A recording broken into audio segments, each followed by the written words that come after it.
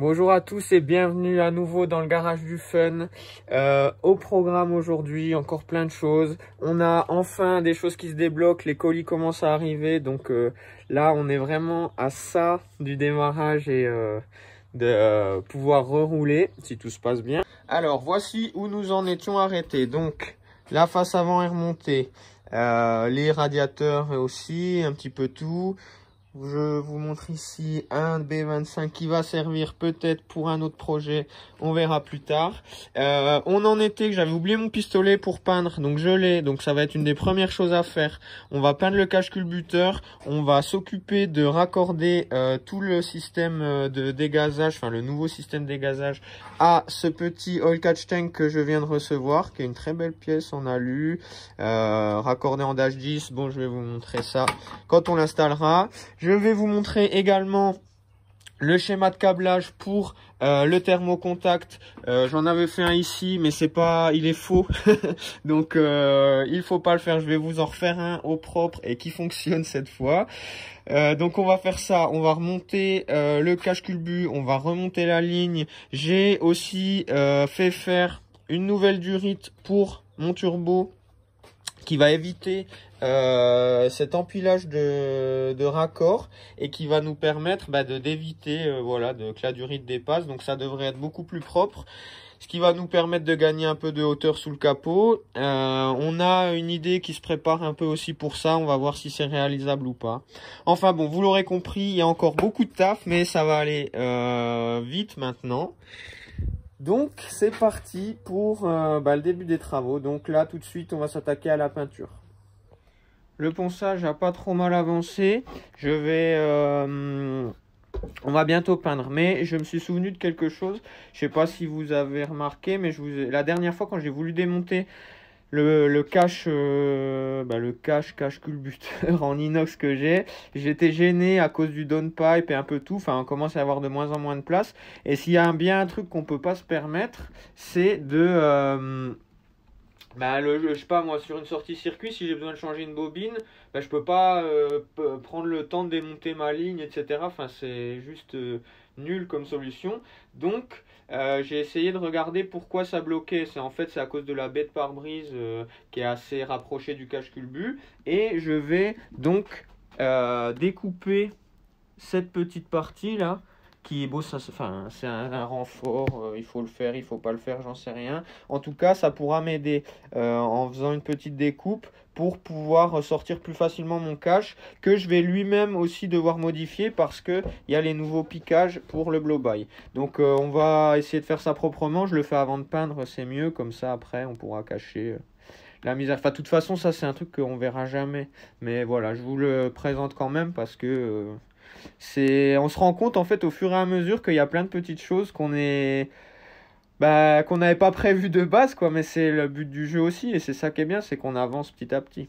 Donc voilà, on y va.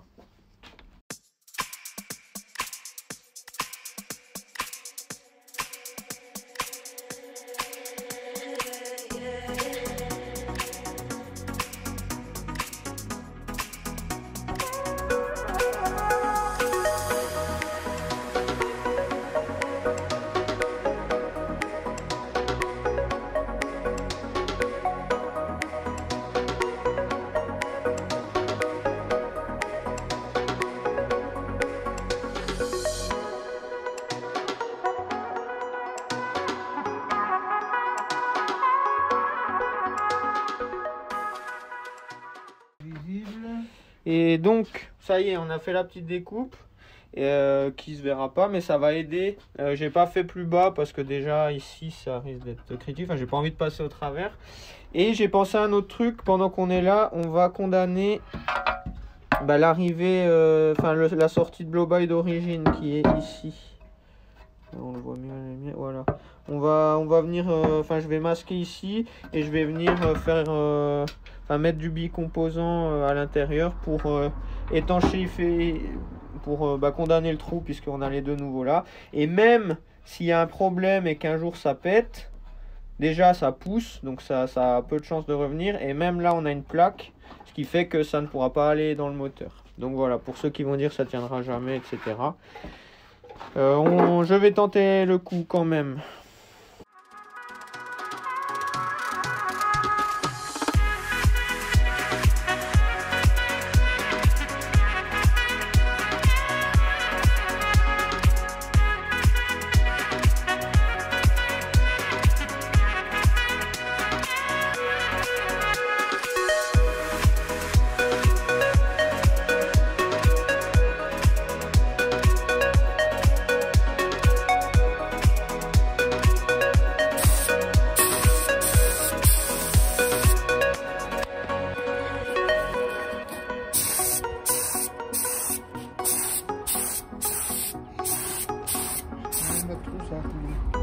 Oui, bah de toute façon. Ah, mais si, ça va, c'est bien là. Hein.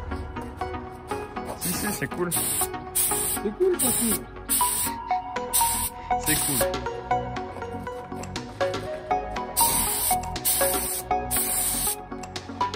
Tu veux que je tourne le carton après? Ouais. Bonjour. Bonjour. Comment va-t-on, Guillaume? Voilà. Est-ce qu'on est content de bricoler sur la voiture du diable? Du Seigneur. Du Seigneur. Bon, voilà, donc ça va avancer 2 fois plus vite avec cet homme. Bon, alors au programme, maintenant qu'on a déballé les cadeaux, qu'on a commencé à peindre, donc on attend que ça sèche. On va adapter cet all catch tank. On va lui trouver une place pour que ce soit propre. Et on a déjà raccordé les Duritavia, enfin on a fait un côté. On va maqueter pour pouvoir mettre à la bonne longueur les autres. Et on viendra sertir ici, une fois que c'est bien fixé.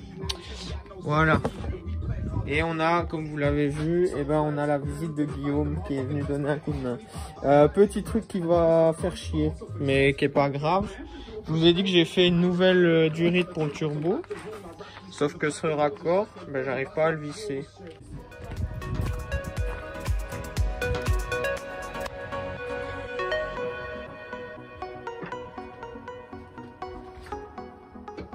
Bonjour.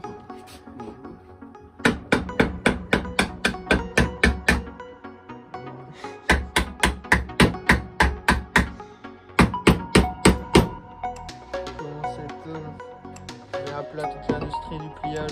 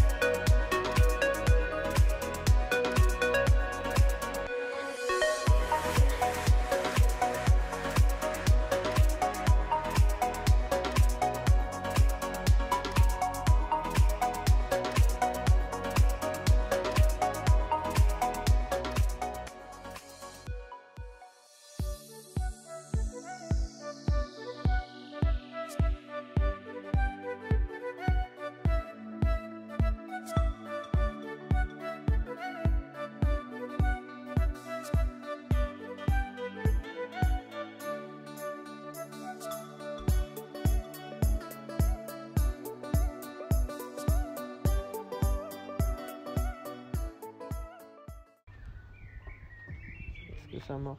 Non. Ça fait pas claquer rien? Tu t'es encore planté dans le schéma? Bon les copains, alors petit résumé de la journée de mécanique qui n'est pas terminée mais qui a bien avancé. On a déposé l'amortisseur pour pouvoir faire une fixation assez propre de l'oil catch tank. Donc c'est Guillaume qui est en train de qui s'est occupé de ça. Et là, on a peint les petites pattes, etc. Et tout va aller en place. Donc, on va fixer ça. On remonte l'amortisseur. De mon côté, on a fini le faisceau du SPAL. Donc, ça y est, il est fonctionnel. Donc, ça, pareil, je vais isoler le faisceau pour qu'on soit tranquille, qu'on n'ait plus à le toucher et que ce soit de l'histoire ancienne.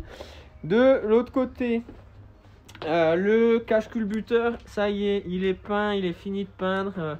Il est bien propre. Beaucoup mieux que ce que c'était. Bon, c'est pas du travail de carrossier comme d'habitude, mais c'est largement acceptable pour ce qu'on veut en faire. Je vous ai parlé en début de vidéo donc du thermocontact. On s'en est occupé cet après-midi et on va vous expliquer un petit peu comment ça marche et à quoi ça sert.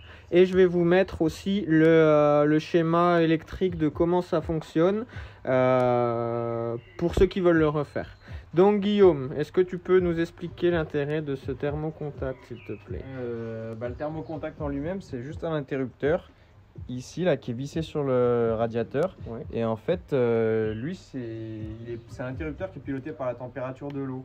Et du coup, alors il se ferme à une certaine température, voilà, en fait, c'est ça. Température, ça ferme le contact et du coup, ça alimente le SPAL. En fait, on fait toujours la différence. Enfin, c'est ce qu'on vous dit. On vous dit, oui, ça sert à rien de mettre un interrupteur au tableau de bord. Là, en fait, ça, ce sont donc les deux broches qui arrivent au thermocontact. Le thermocontact, il a un contact ouvert. Et lui, quand il arrive à une certaine température, ça va fermer et ça va faire fonctionner le SPAL. Donc là, on va vous montrer. Voilà, en fait, c'est le fonctionnement automatique de l'interrupteur, quoi. Donc ça évite d'oublier, etc.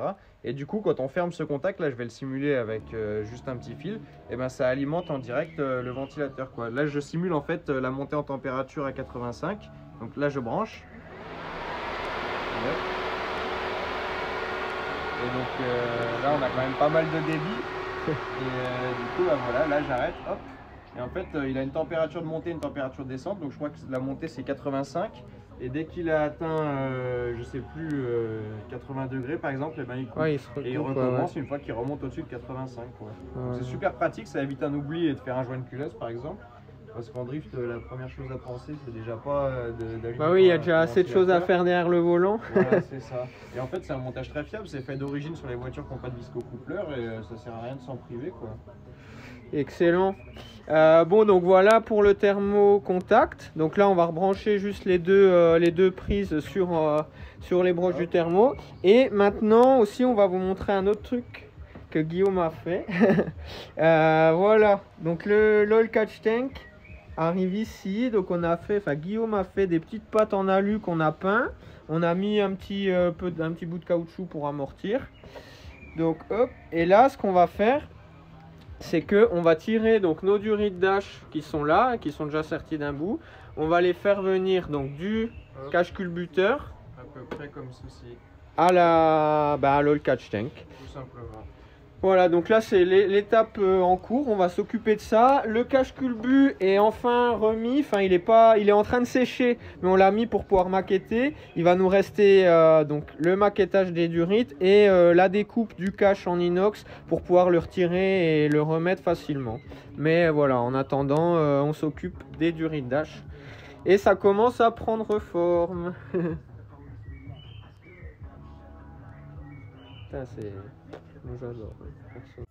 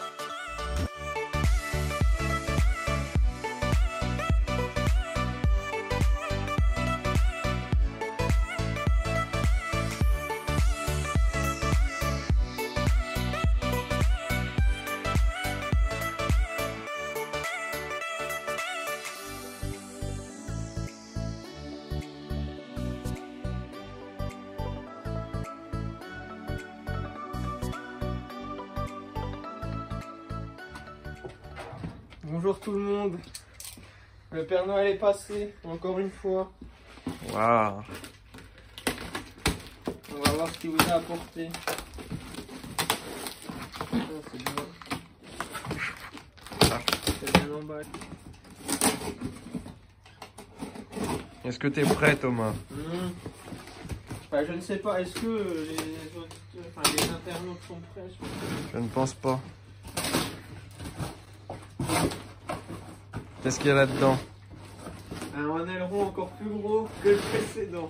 Excellent. Un Tankerville. Oui. Qu'avons-nous? Ah bah là, je pense que les gens ont compris.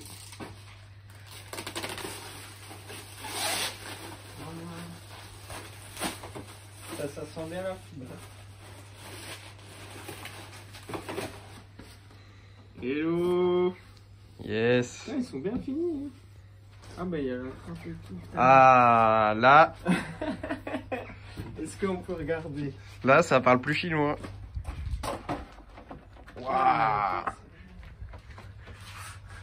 C'est dingue. Ça rajoute. Vas-y, bouge ton cul. Waouh. Il y a une deuxième commande. Oui. Putain. Mais par contre, Tu vas être le roi des parkings. niveau ajustement. Bah il est nickel, Non je mais trouve. regarde là. Où? Enfin,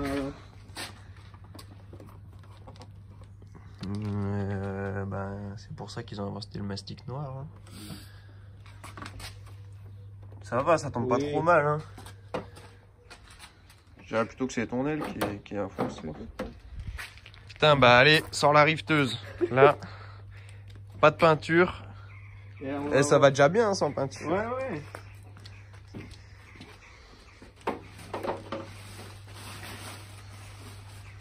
Ah, une aile avant. C'est pas le bon côté. Oui, on va prendre l'autre. C'est Noël. C'est Noël avant l'heure. Ouais.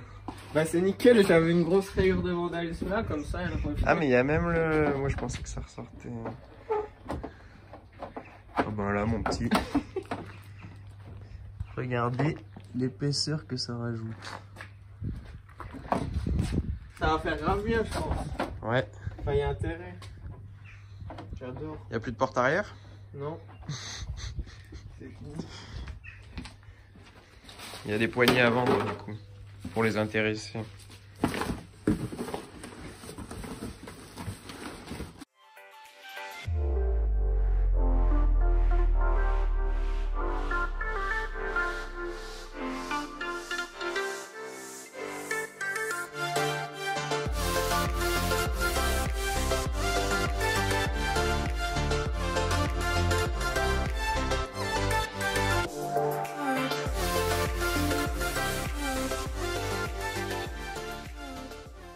Bon, on vient d'installer à blanc, vraiment bah, comme avec nos talents de carrossier, comme vous les connaissez à force. Regardez, on gagne de la largeur. Enfin, je regarde surtout au niveau de l'aile. Il n'y a rien de peint et tout, c'est un peu bizarre. Et surtout, ce qu'on voit, c'est qu'on va devoir couper l'aile en bas là. Mais ça me choque pas en fait, pas vraiment. Et on va aller voir devant. N'hésitez pas à dire en commentaire ce que vous en pensez, si c'est moche, si je suis un Jackie. J'accepte toutes les critiques. Mais en vrai, le kit est pas mal. Hein. Enfin, je veux dire, il est bien fini. Ça a l'air de s'adapter pas trop mal. Bon, je vous montre, il y a des petits... Bon, là, ça vient en bout. Je pense je sais pas si on peut faire mieux ou pas. Après, ça se suit bien partout. Ici, ça s'adapte aussi pas mal. Bon. Après voilà, hein, c'est du détail, c'est pas une chocard. Hein. Le but c'est qu'elle roule un jour, même si on en doute. Non, ça fait pas mal je trouve. Hein. Ah bah on va voir si ma mère elle remarque. Elle aurait dû sortir comme ça la voiture.